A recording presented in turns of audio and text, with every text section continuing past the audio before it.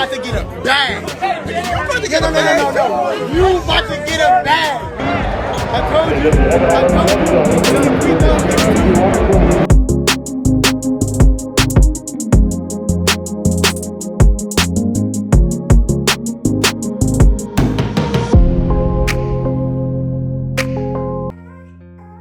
$109 million for the next 4 years for the Canadian Maple Jordan. Andrew Wiggins has lifted his name up out of the media's bust bucket to the tune of a cool $27.25 million a year without being overpaid. While this is a pay cut, it's a lot more than Wiggins' perceived worth just 2 years ago. Wiggins, who was on a trajectory for a $33 million a year payday, understands his value, especially on a championship level team, and selected what in my opinion is a very favorable deal for himself. Prior to his play last season, Wiggins was probably on a trajectory for a $20 million a year contract. Considering how well he played against Boston and the playoffs in general, he's shown that the role he's carved out on this team actually means something. It's interesting to note that his average salary is the same as what Draymond would earn next year with the Warriors. I had some interesting thoughts on Wiggins and the way he plays, which led me to believe prior to his playoff dominance that he was the type of player to hit a high gear when the game importance was stepped up. Not only is he a lockdown defender, but you can count on him to help you get buckets in the clutch. While he's not a dominant scorer, we saw him lock up Jason Tatum and Luka Doncic and in turn punish these guys with posters. I don't get why people don't see just how important and how incredible this actually is. With the Warriors, Wiggins is actually the player like the player we saw when he was initially drafted. Highly athletic and skilled ISO player that turns into a monster on defense. The fact that Wiggins was able to lock himself in with the Dubs for the next 5 years is a very important accomplishment, and he's now much more than an ISO player, but also an off-ball savant. Let's not forget, the Warriors were given Kuminga to take Wiggins in exchange for D'Angelo Russell. Imagine if the Warriors were on the other end of that trade. I think it's fair to say that at this point, Warriors fans wouldn't give up Kuminga and Wiggins for KD at this point, both whom were merely parting gifts from Durant himself in the sign and trade deal. That means the perceived value we got in D'Lo was nothing close to what we were giving up in Durant. Well. How the turntables. If you haven't seen the Jordan Poole extension trade, be sure to check it out after watching this video. But the Warriors' finances are being stretched right now like never before, as they just added $32 million to the bottom line with Poole's extension and dropped only around $6 million for Wiggins, so we're still at a net plus $26 million. That's a whole other high-level contract the front office just added with the combination of this signing. While Wiggins is taking a pay cut, this by no means lessens his role with the team. This simply means his value has shifted and the Warriors suffered the initial costs of Wiggins' inflated contract originally. No team wanted Wiggins at the time he was traded because any team paying for him would be doing so at a significant overpayment. It was essentially agreed upon that he was worth less than his then salary indicated and that he'd have to work his way up towards getting a similar contract with his level of play on the team. So despite the pay cut, this is still a huge win for Wiggins, as he's no longer considered an overpaid bust, and a huge win for the front office in that they get some salary relief while still coming in next year with a more formidable team than the year prior, during which they won a championship. About a month ago, I published a video detailing Wiggins' role expansion with the Warriors this year. In that video, I detail how his improvement with the team has led to greater responsibility. What I didn't talk about was his actual development with the team, the fact he's in his prime years, and what he'll have to do with a potential departure of Draymond. Yes, I said that. All of this factors into his salary and what we'll see him do on the court this year. What we saw develop during the playoffs last year is the level of effort Wiggins was giving with regards to rebounding and second chance opportunities for the Warriors.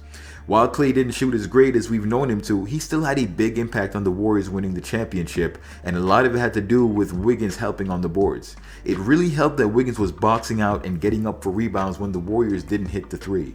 This is something that Wiggins has said that he didn't realize how easy this was, and to be quite frank, for someone of his size and athleticism, this isn't surprising. You have the two greatest shooters alongside you waiting in the wings. You want to grab those second opportunities to feed the ball out to the perimeter.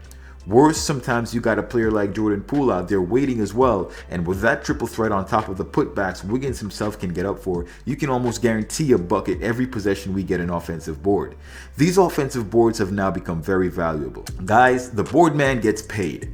The Warriors throughout the regular season average between 35 and 45 rebounds each game, with maybe a 2-to-1 ratio of defensive boards to offensive. That means with a team efficiency of around 45% shooting from the field or 50% true shooting, we pick up an extra 10 to 15 points per game or 1.5 points per rebound. If Wiggins grabs 7 rebounds per night compared to the 4 he currently has, an extra 3 rebounds, we're looking at an additional 5 to 6 points per game created by his extra effort. While it might not seem like much, last year the Warriors lost 11 games by 5 or less points. This difference would have given the team a 64-18 record instead of the 53-29 we did. Funny enough, this 64-18 was the Phoenix Suns record last year.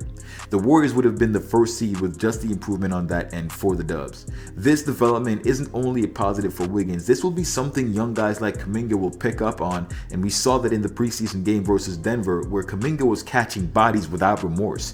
Consider the improvement in these guys and how effective they will be in wearing out second units. The starting unit will have a much easier time in the regular season in staying ahead. If you recall, last year our second unit had given up a lot of ground at times for various reasons, experience being one of them. You can see that this is somewhat of a snowball effect on the team's performance. Wiggins knows at this point the team isn't going to look for him to generate offense as much as they need him to put in work defensively. With a potential decline in Draymond's performance, that's something that Wiggins will have to contend with in the starting lineup as far as the expansion of his role.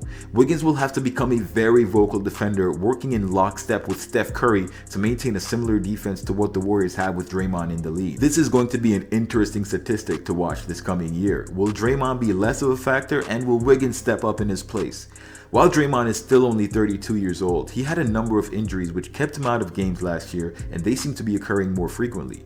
Wiggins, on the other hand, has been the healthiest player on the team, being available whenever he's needed. This is one of the biggest and most important factors affecting what Wiggins will be for the Warriors going forward. Wiggins has not been exerting himself as much as some other players may have, and while he will be stepping up somewhat in Dre's role, he won't have to do a lot of the heavy lifting we've seen Draymond do in the past, like guarding 7-foot centers and bodying them up in the post. We have Looney and then Wiseman on the second unit, who's showing a lot of promise regarding what he can do for the Warriors in his third year. This means Wiggins has a much lengthier career ahead of him with the Warriors and played into the Warriors locking him up for the next 5 years.